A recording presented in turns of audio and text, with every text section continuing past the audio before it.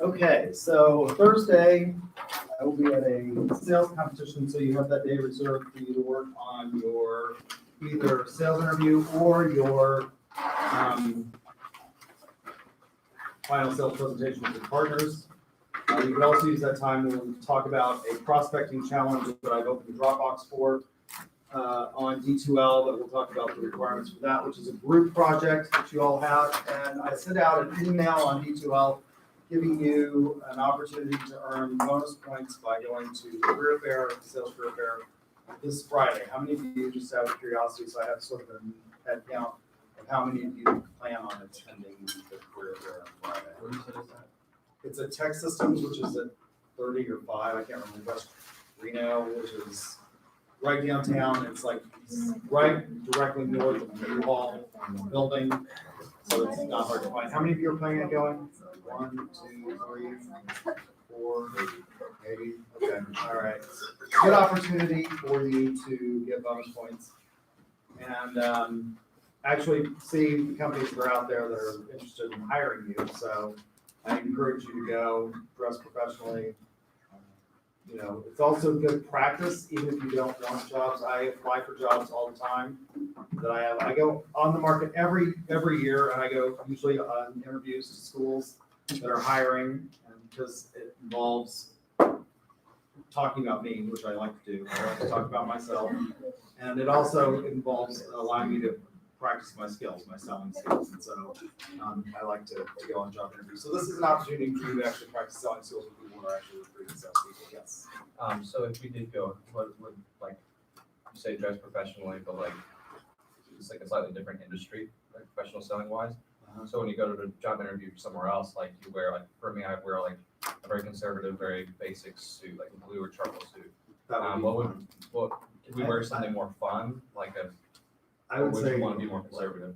I would say dress, at least in business casual, which would be a button-down shirt and slacks.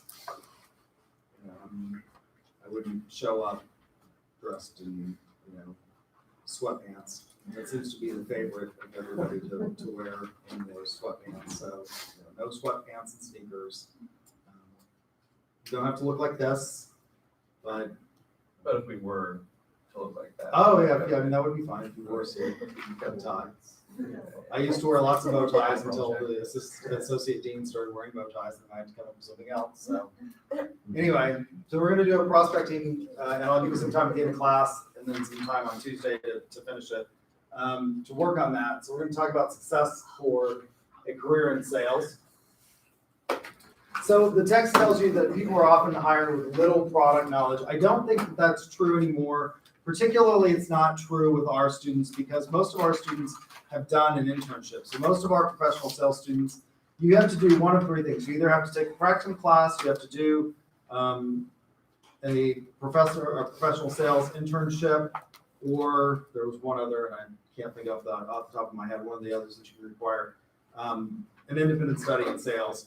And so most people do the internship and they do it in sales. And so they go into industries that they're interested in. And so I don't think that that's as true today. But yeah, in the past, it used to be that people were hired in sales jobs and they maybe right out of college or maybe didn't have any college experience at all. And they were just hired as a salesman and they didn't have a lot of product knowledge and the company was expected to train them.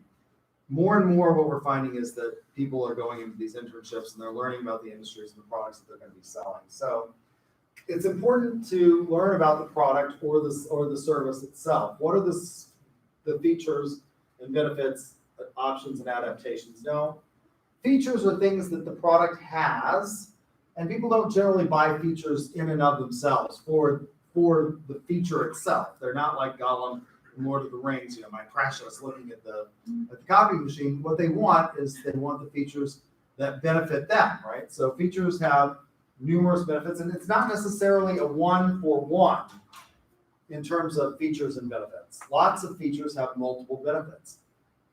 Again, going back to since I'm fascinated by copy machines, we got a new copy machine upstairs. It staples, it hole punches, it collates.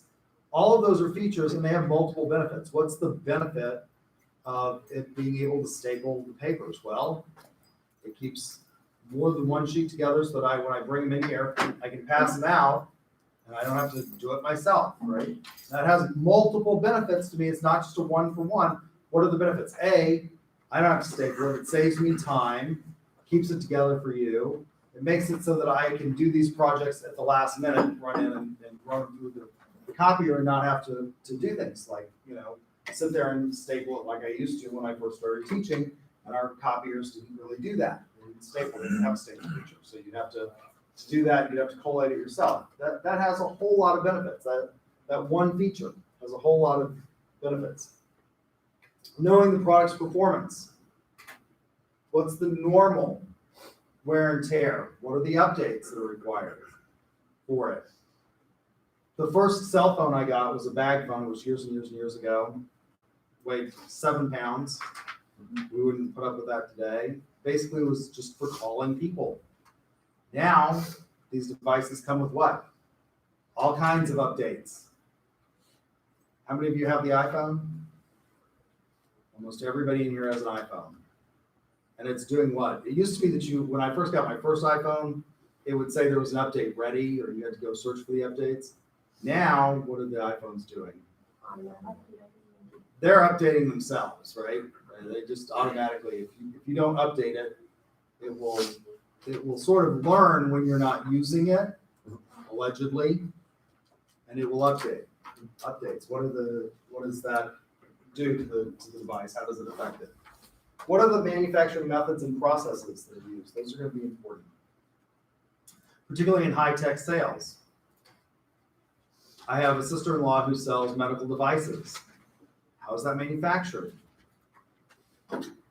What are the processes that are used? Why would that be important in medical device sales? One of the things that's become critically important in recent days with the outbreak of the coronavirus is, where is a lot of our medication manufactured anymore? Manufactured in China. That could become important, right? As what's happening in China. As more and more people are suffering from the coronavirus, and they're shutting down entire, basically, cities to deal with the outbreak. So what are the channels that are used for selling it? That becomes important, understanding. And that's one of the reasons that we have you take, as part of the sales program, if you get a major or minor in sales, you have to take purchasing. And one of the reasons that we require that, and sales students always hate that class, is because it's understanding that channel distribution network and how that works. Materials and supply chain management is really, really important, and understanding that other side of the transaction. What's the company's history, performance, and growth? If you're selling new products, when Tesla was first launched, nobody knew how successful it was going to be. There were people that were early adopters. I would think that people who are buying Teslas now are still fairly early adopters to that, because they have a history.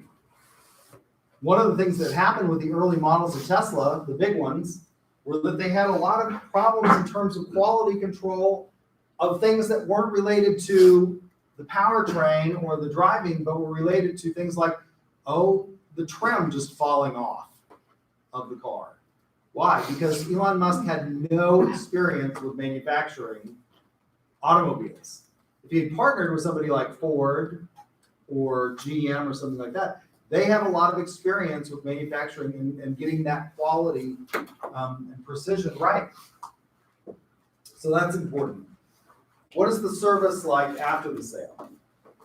And being knowledgeable about the competition. When I worked in industry for the American Education Corporation, we knew who our competitors were, we knew what their strengths and weaknesses were, and we knew what our strengths and weaknesses were, where we competed. Knowing that, having knowledge of that is going to be really critical in understanding your market and your prospects. Salesforce automation has really helped. Customer relationship management software has really helped in the ability to be efficient about this, and tracking and finding and qualifying prospects and things like that, database management. and the use of big data. So we're going to watch two videos, one from Salesforce.com, and then another on big data and how it can be used in sales and prospecting.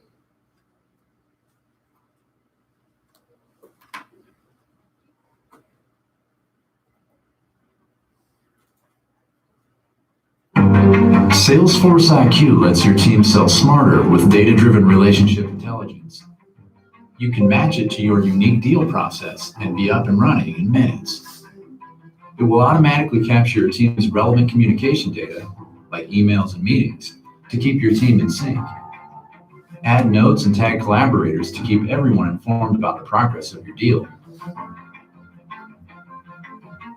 Intelligence fields update based on your activity history and give you the most relevant information on your prospects and customers. Suggested follow-ups will remind you when to reply to your customers so you never miss an opportunity. And you can even surface the right person to contact using closest connections. Seamlessly update the status of a deal or the potential revenue right from your inbox the moment it happens with Salesforce IQ's Chrome extension and mobile apps.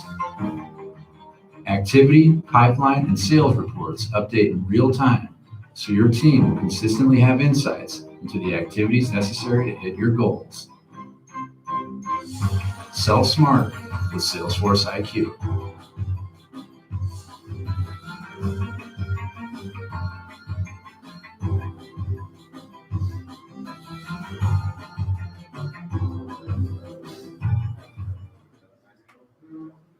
So this is all of this Salesforce IQ is really great, but the one thing that I will caution you about is that it's only as good as what? User. The quality of the data that the user puts into it. And your ability to understand those metrics and that data is going to be really, really critical. And so one of the things that is becoming important in sales, one of the things that we're looking at in terms of requiring is database management or an analytics course in sales. And it's the one that sales students probably will hate the most because, of course, it involves math, right? And like scary stuff like science and that, but it's really, really important. We're now in an age in which we can really, really predict with precision what kinds of products and services people are going to want, desire, and need, and then get them to them enormously quickly. And that makes a lot of our jobs easier, but it also provides that we have such a vast array of information coming into us. How do you sort and filter and understand it? What can you do to do that? So at the end of this, we'll talk about your assignment for the group project for the next critical thinking challenge, which is to figure out how to assimilate some of this data and come up with a methodology for doing that. Let's watch how big data can be used by marketing and sales, and also includes an ethical component to it in terms of the depth of privacy.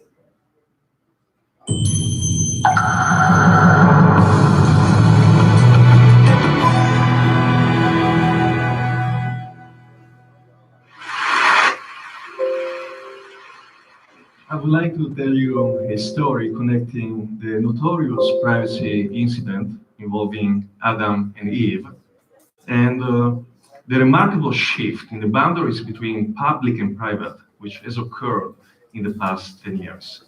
You know the incident. Adam and Eve, one day in the Garden of Eden, realize they are naked, they freak out, and the rest is history.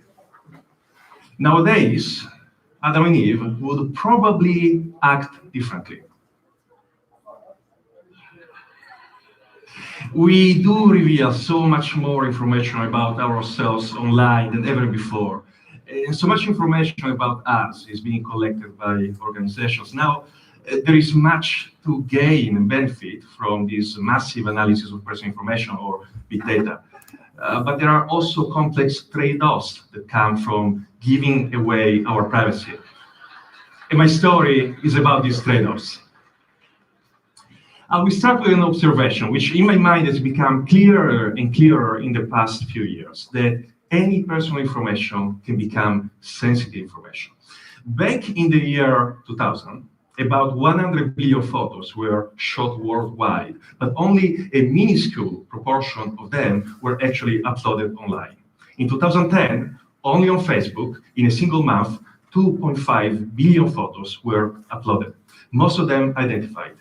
In the same span of time, computers' ability to recognize people in photos improved by 3 orders of magnitude. What happens when you combine these technologies together?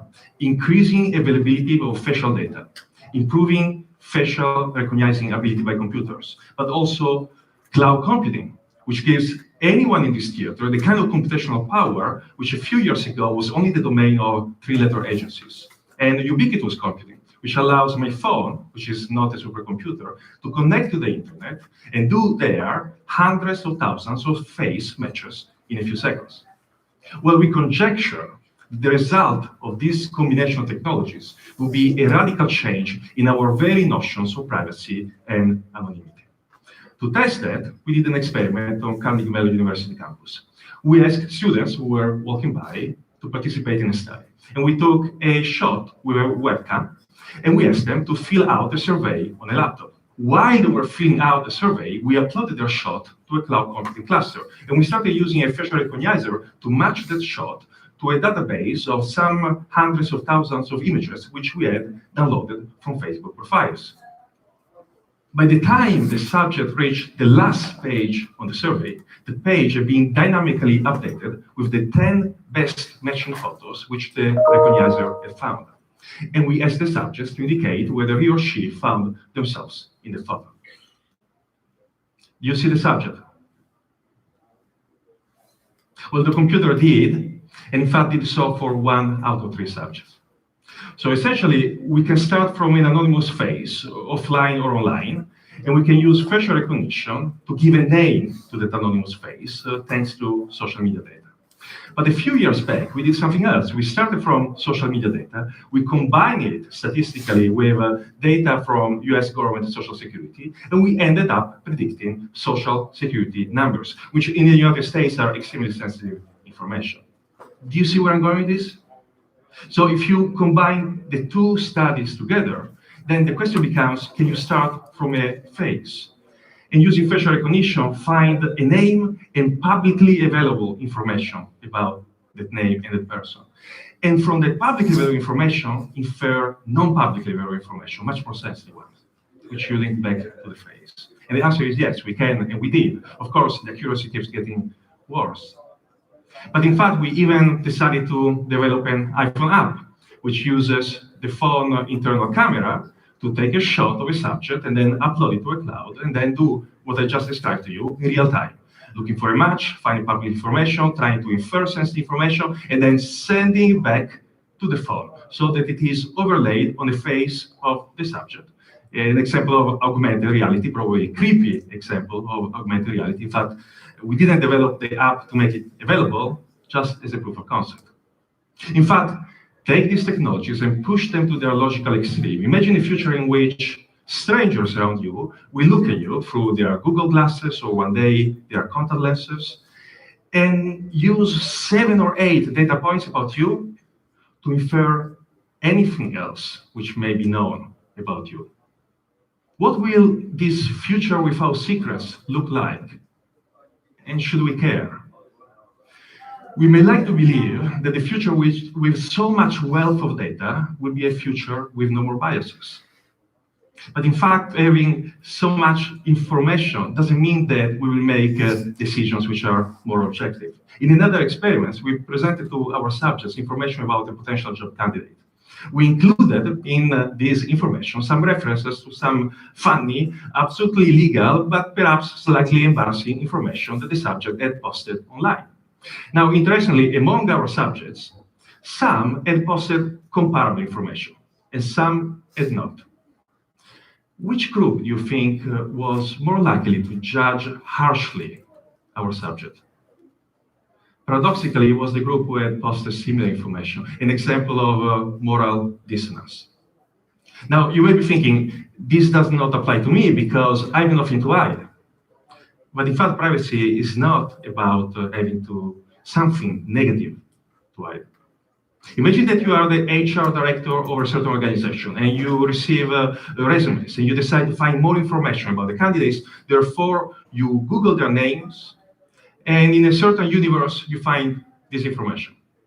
Or in a parallel universe, you find this information. It's hard to tell. She's holding. Do you think that you would be equally likely to call either candidate for an interview? If you think so, then you are not like the US employers who are in fact part of our experiment. Meaning we did exactly that. We created Facebook profiles, manipulating traits, and then we started sending out resumes to companies in the US.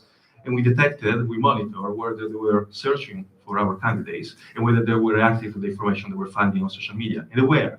Discrimination was happening through social media for equally skilled candidates. Now, marketers like us to believe that all information about us will always be used in a manner which is in our favor. But think again, why should that be always the case? In a movie which came out a few years ago, Minority Report, a famous scene had Tom Cruise walk in a mall and holographic personalized advertising would appear around it. Now, the movie is set in 2054, about 40 years from now. And as exciting as the technology looks, it already vastly underestimates the amount of information that the organization can gather about you, and now they can use it to influence you in a way that you will not even detect. So, as an example, this is another experiment actually we are running, not yet completed. Imagine that an organization has access to your list of Facebook friends. And through some kind of algorithm, they can detect the two friends that you like the most.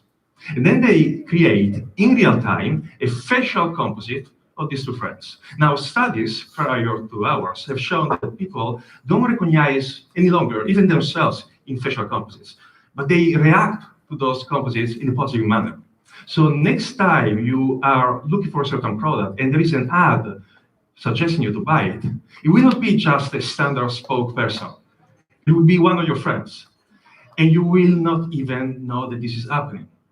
Now, the problem is that the current policy mechanisms we have to protect ourselves from the abuses of personal information are like bringing a knife to a gunfight.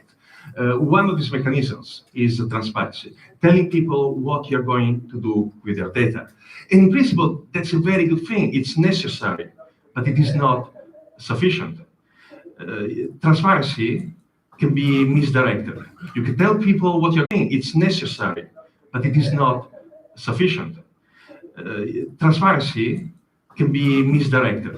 You can tell people what you're going to do to provide information about their campus behavior, including pretty sensitive questions, such as this one. Now, to one group of subjects, we told them only other students will see your answers. To another group of subjects, we told them students and faculty will see your answers. Transparency, notification, and sure enough, this worked in the sense the first group of subjects were much more likely to disclose than the second. It makes sense, right? But then we added the misdirection. We repeated the experiment with the same group, this time adding a delay between the time we told subjects how we will use their data and the time we actually started answering the questions. How long a delay do you think we had to add in order to nullify the inhibitory effect of knowing that faculty will see your answers? 10 minutes? 5 minutes? 1 minute? How about 15 seconds? 15 seconds were sufficient to have the two groups disclose the same amount of information, as if the second group now no longer care for faculty reading their answers. Now, I have to admit that this talk so far may sound exceedingly gloomy, but that is not my point. In fact, I want to share with you the fact that there are alternatives. The way we are doing things now is not the only way they can be done, and certainly not the best way they can be done. When someone tells you people don't care about privacy, consider whether the game has been designed and rigged so that they cannot care about privacy. And coming to the realization that these manipulations occur is already halfway through the process of being able to protect yourself. When someone tells you that privacy is incompatible with the benefits of big data, consider that in the last 20 years, researchers have created technologies to allow virtually any electronic transactions to take place in a more privacy-preserving manner. We can browse the internet anonymously.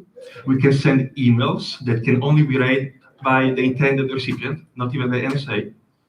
We can have even privacy-preserving data mining. In other words, we can have the benefits of big data while protecting privacy. Of course, these technologies imply a shifting of costs and revenues between data holders and data subjects, which is why perhaps you don't hear more about them. Which brings me back to the Garden of Eden. There is a second privacy interpretation of the story of the Garden of Eden, which doesn't have to do with the issue of Adam and Eve feeling naked and feeling ashamed. You can find echoes of this interpretation in John Milton's Paradise Lost. In the garden, Adam and Eve are materially content. They're happy, they're satisfied. However, they also lack knowledge and self-awareness. The moment they eat the aptly named fruit of knowledge, that's when they discover themselves. They become aware. They achieve autonomy. The price to pay, however, is leaving the garden. So privacy, in a way, is both the means and the price to pay for freedom. Again, marketers tell us that big data and social media are not just a paradise of profit for them, but a Garden of Eden for the rest of us. We get free content, we get to play Angry Birds, we get targeted ads. But in fact, in a few years, organizations will know so much about us that we'll be able to infer our desires before we even form them, and perhaps buy products on our behalf before we even know we need them. Now, there was one English author who anticipated this kind of future where we would trade away our autonomy and freedom for comfort. Even more so than George Orwell, the author is, of course, Aldous Huxley. In Brave New World, imagining a society where technologies that we created originally for freedom end up coercing us. However, in the book, he also offers us a way out of that society, similar to the path that Adam and Eve had to follow to leave the garden. In the words of the savage, regaining autonomy and freedom is possible, although the price to pay is steep. So I do believe that one of the defining fights of our times will be the fight for the control over personal information. The fight over whether big data will become a force for freedom rather than a force which will hiddenly manipulate us. Right now, many of us do not even know that the fight is going on, but it is, whether you like it or not.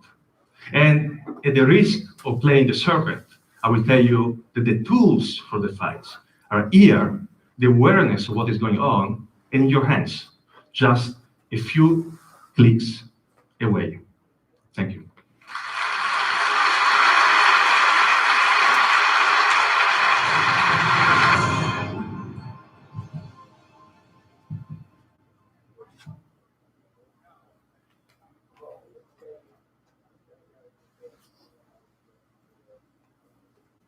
So it's becoming increasingly easy for us to collect all of this information. And then how do we use the information becomes critically important. And understanding that intersection in database management is becoming more and more prevalent for salespeople, and it's going to become an increasingly bigger part of technology and sales. So what can technology and sales do for us? What can these things of big data, as Alessandro Acquisti implies in the video on big data and marketing? What can we do? Well, it can improve communication. That's one thing that it can do. Obviously, the ability to gather all of this stuff has increased our ability to communicate. It can increase productivity. And it can ease the transactional process. The mining of this big data can ease that transactional process and provide a lot of information that allows us to engage in logistical easing of making the transactions easier. And I give you examples of this on the PowerPoint. The update to the UCC that allows you, for example, in the past, if you wanted to sign something, if you wanted to sign a contract, you actually had to go to the vendor's place, or you had to fax it to them or mail it to them or something like that. What can you do now? You can do all of this through electronic signatures over email. And that allows for a lot of speed in processing. So how can we use this technology in sales and marketing? Well, we can use it, one way is in segmenting, targeting, and positioning. So how is it that we break down various groups in terms of what they need? If we go back to that lecture that I had on the history of marketing thought, during the production era, it was about just building mass amounts of goods for what was perceived as a homogeneous population. That's no longer what we are, right? So how can we break down segments? Why do various segments need different things? Think about just in terms of pharmaceutical sales, pharmaceutical device sale, or technology sales. What's an easy way of breaking things down? Well, my mother's going through breast cancer treatment, right? That's a basic demographic way. So they're manufacturing devices that detect breast cancer faster and easier. Although, interestingly enough, and it is on the rise, men can get breast cancer. And the number of men getting breast cancer is increasing. There's a number of theories as to why that is. But historically speaking, it's been primarily women that suffer from breast cancer, right? So very basics, demographics, geographic segmentation is another way that we can segment products. So when I was getting my PhD at New Mexico State, there was a study that came out in the Las Cruces Times where they had asked school children in Las Cruces in the 4th grade where they were most likely to see a boat. Las Cruces is in southern New Mexico, near El Paso. And what's the climate down there? Huh? Hot and dry. It's a desert, right? So where do you think kids in El Paso or Las Cruces said they were most likely to, in the 4th grade, they were most likely to see a boat? Huh? No, on the highway. On the highway was where they said were most. If you ask kids in Oklahoma where they're most likely to see a boat, what are they going to say? At the lake. If you ask kids in South Texas, what are they most likely to say? The what? The ocean. Yeah. So if you go to the Yamaha dealer in Las Cruces, New Mexico, when I was there, they have almost no, what is Yamaha's personal watercraft called? Anybody know? The brand? Wave Runner. They have almost no Wave Runners for sale at the Yamaha dealer in Las Cruces. What do they have? They have quads and side-by-sides. That's like they have one display, and they'll order you anything that you want. But the closest place to use that would be Elephant Butte, which is 2 hours north of Las Cruces. And so, but there's a lot of desert outside of Las Cruces. That's public land that anybody can go, and they've got all these, trails that you can go. Use your quads and your side-by-sides, your razors, and things like that. And so that's an example of geographic segmentation. Psychographic segmentation uses vowels, and we talked about the vowels types. How many of you took the vowels survey? You did the social styles. How many of you did the survey? So what types do we have in here? What were your various vowels types?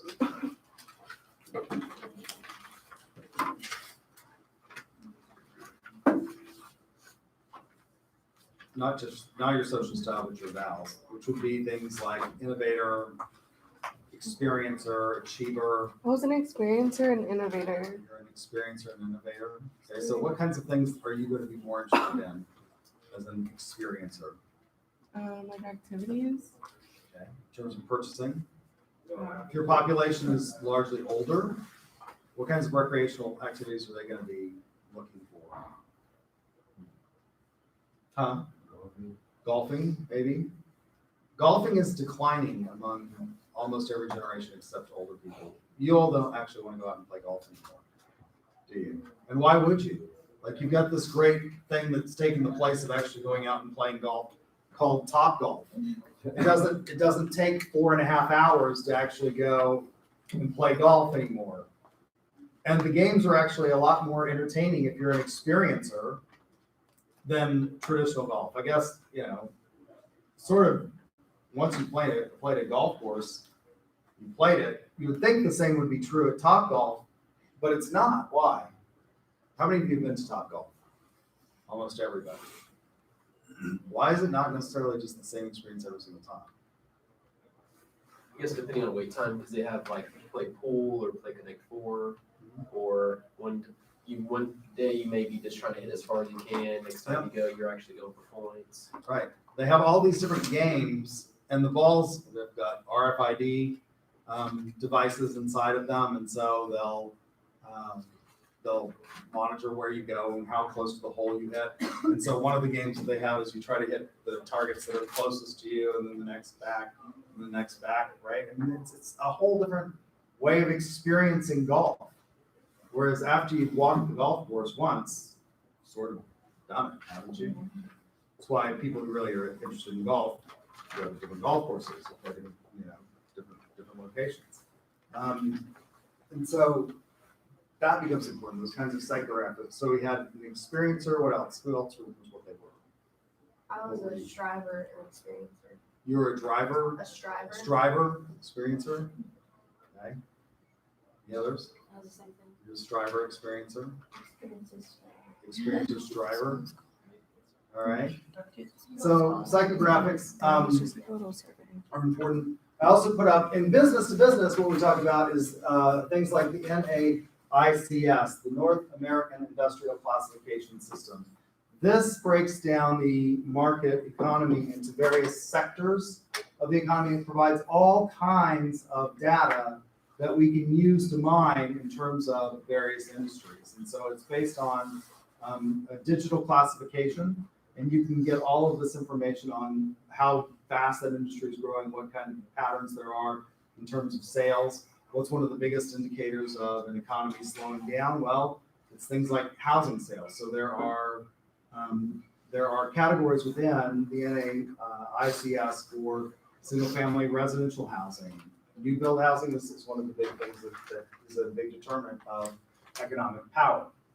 Once we've broken the segments down into various groups, recognizing that not everybody is going to want the same thing. We're not all going to want a Model T Ford that's black. We want different kinds of cars. We have different needs. Some of us have cars. Some of us have trucks. Some of us have, urban assault vehicles or crossovers like Tahoes or Cadillac Escalades, things like that. And those are all predicated on, different kinds of activities, social lifestyles that people have. Once we have broken it down to those kinds of things, then we're going to have to select the segments that we're going to market to, and that's called targeting. So we're going to have to decide which are the segments that we want to engage with. Who do you think Yamaha sells most of their personal watercraft to? What's the age demographic? Older people, retired people that retire. Really? I think it's young. You go to the It's lane. young people. I think they sell their boats to older people. Yamaha, How is that not what you think? I said personal watercraft. Oh. How fast can a wave runner go on smooth water? Like 68. 16. They've got ones that'll go higher than that. I mean, if it's incredible. And when you get thrown off, this is not something for the faint of heart, right? But Yamaha has other products that they manufacture. They manufacture engines for, God help you, if you have this, the pontoon boats. Right?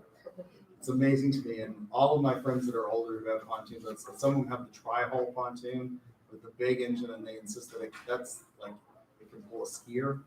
That's their, homage to the fact that it's not quite as sexy is plenty though, I guess. But, so there's all kinds of different things. So we're gonna pick out the segments. Who's gonna be the segment for personal watercraft? Well, I think it's gonna be people that are under 30 primarily. After that, you start to get kids and realize that maybe you shouldn't be cruising along the water at 65 miles an hour or something like that. Finally, positioning. Positioning is the connection that we make in the mind of the consumer. This involves branding.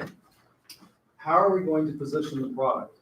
And what are the things? So if I talked about brands,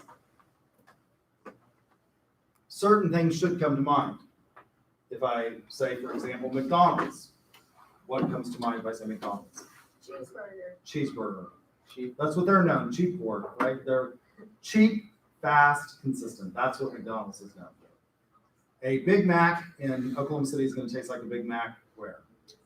In New York, I can tell you, when I was a foreign exchange student in Germany, the town I lived in did not have a McDonald's, and so every time we would go into Frankfurt, I would like run to the nearest McDonald's and like eat 6 or 7 Big Macs in one sitting, because the family that I lived with were horrible cooks. I don't think German food was much good anyway, but they were really bad at it.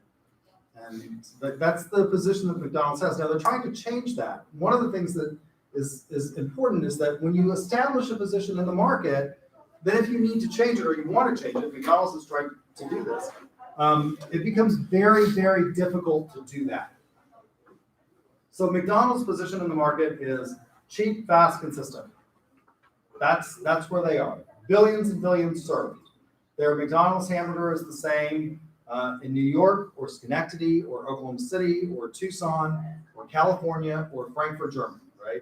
That's what they're known for.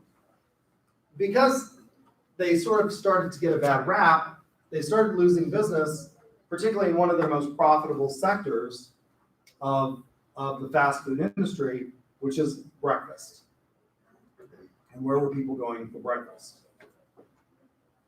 What popped up in the early 2000s all across, it's one of the things that I absolutely hate.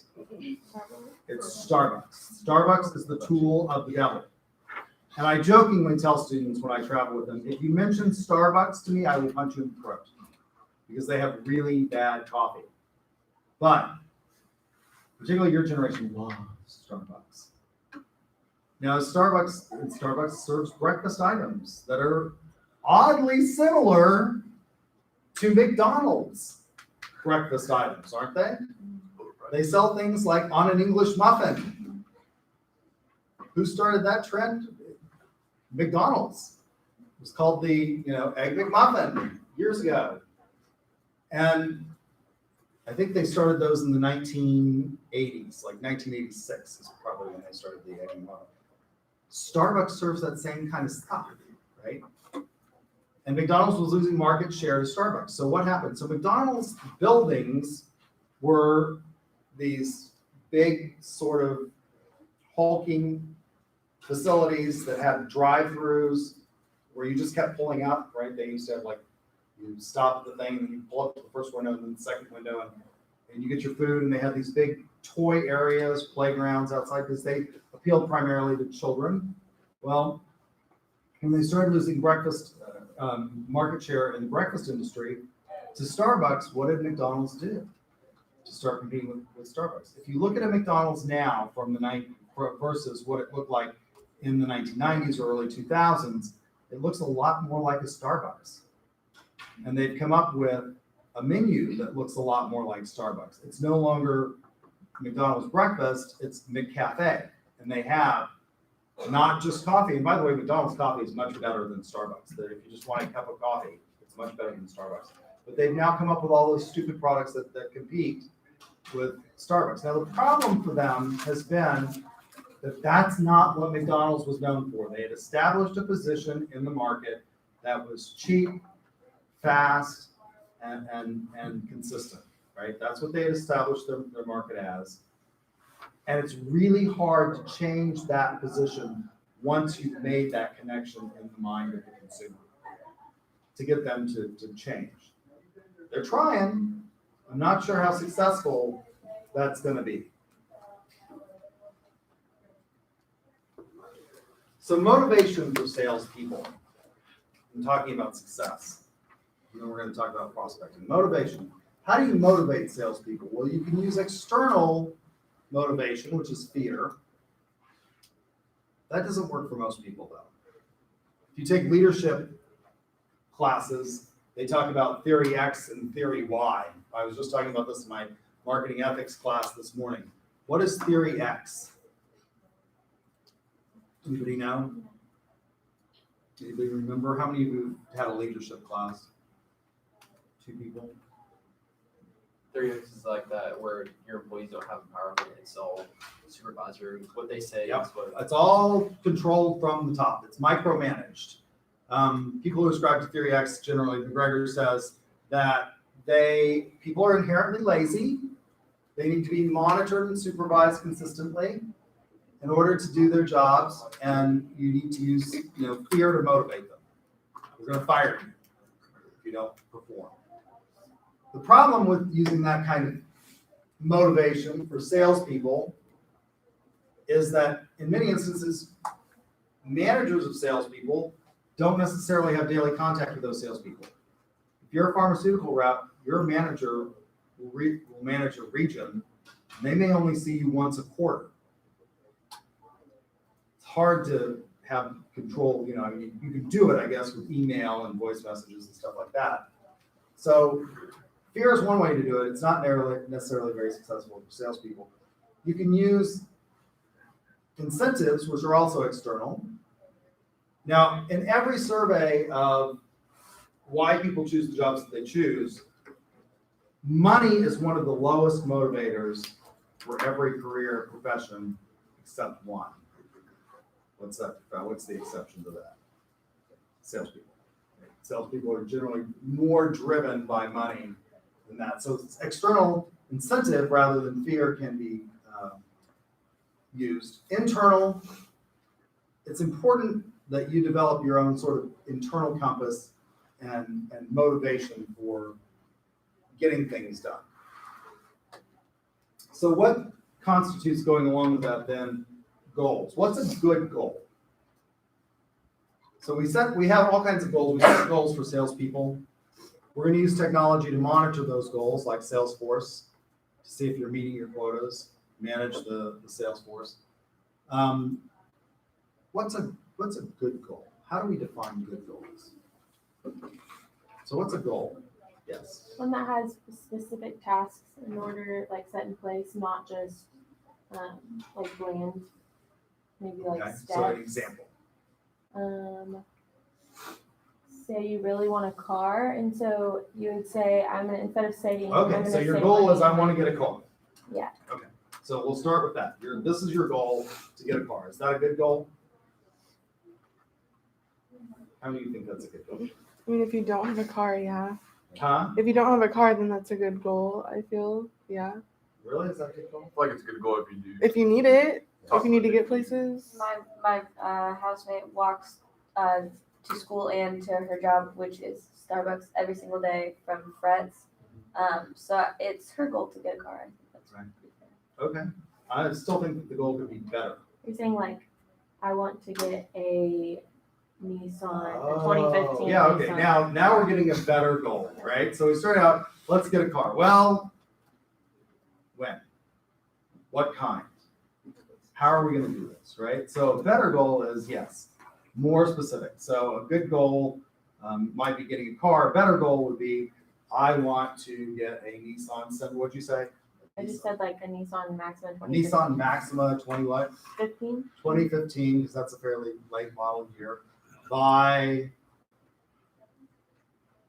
December 5th. December 5th of 2020. Okay, right. That's a pretty good goal. Why is that a really good goal? It's highly specific, right? We can measure it, and it's realistic. It's obtainable. So what's a good goal?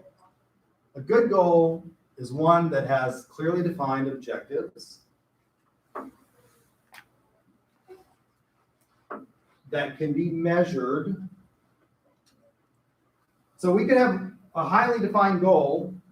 One of the things when I was a younger professor, well, actually before I was a professor, one of the things that was very interesting to me as a younger person, and I took a lot of philosophy courses, because I was very concerned, as many younger people are, with the existence of God and whether or not we could prove the existence of God.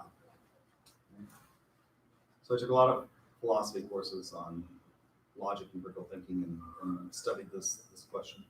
There are three basic arguments for the existence of God, none of which, by the way, are terribly good arguments. But that's a highly specific goal. I could say, I want to discover the existence of God by December 5th, 2020. Highly specific, but gonna be real hard to measure, isn't it? Why is that? How are you gonna measure, how are you gonna find God, right? And it's gonna be very difficult to measure. So it should also be realistic. That doesn't mean that you shouldn't have stretch goals, but it does mean that you should set goals that are realistic. You could have, so I usually, most students tell me when I do this exercise with them, when I say, what's a good goal? They'll say, graduate from college. I'll say, really, is that a good goal?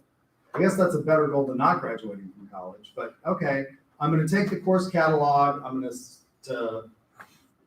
throw it on the floor, and whatever page it opens to, that's the degree program I'm going to go get. Or I'll put the pages up on a wall and throw darts to determine which degree I should go get. Probably not terribly successful. Unfortunately for you, the book falls open to a degree in recreation. We have this degree program.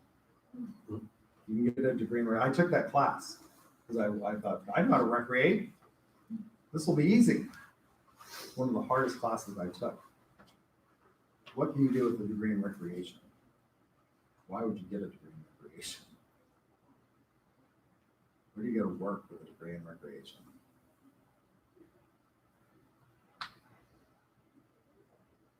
You'll have no idea.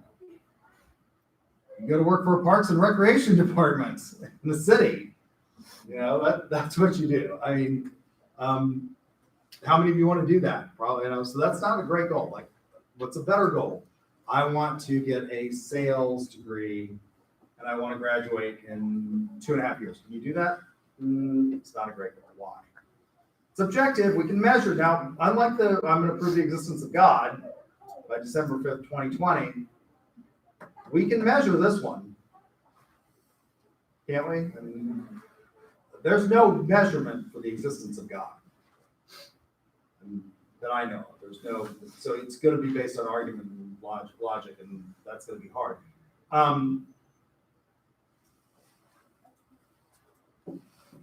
This goal of getting a degree in sales in 2.5 years, you can measure that. It's objective, but can you really, how many hours would you have to take? What's a bachelor's degree? How many hours do you have to graduate? By this point, this should come slipping off your tongue. Are you talking about in total? Yeah, in total. 120, right? Is it 120 or 120? I think it's 64 to associates. I thought it was 120. Minimum is 140. 120. So can you possibly get 120 credits in 2.5 years? Realistically? Huh? You don't have prior. Probably not. It's probably going to be really, really hard. So goals should be objective. They should be specific, so that we measure them, and then realistic. So what I want you to do is combine the technology goals, because one of the things that's very critical for salespeople success is prospecting. So I have created a prospecting exercise for you in professional sales. So if you go to the assessments page, you go to the assignments, so this is a group project. You go to prospecting practice.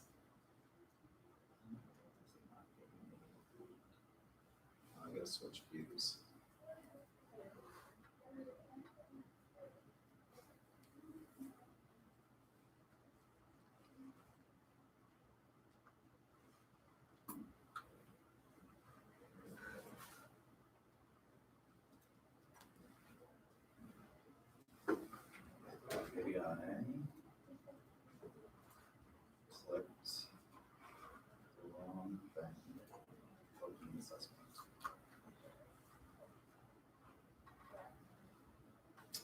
It's hidden.